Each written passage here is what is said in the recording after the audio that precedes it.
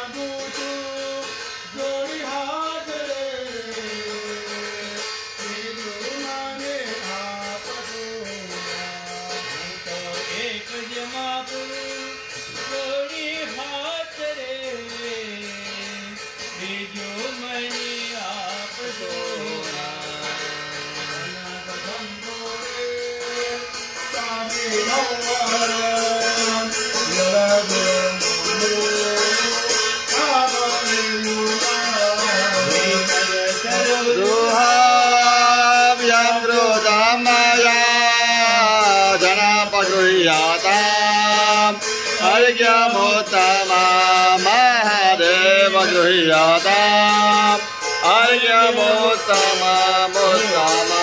भगवान ना मस्तक ऊपर चढ़ावी आप हस्तकमले अर्घ्यम समर्पयामि।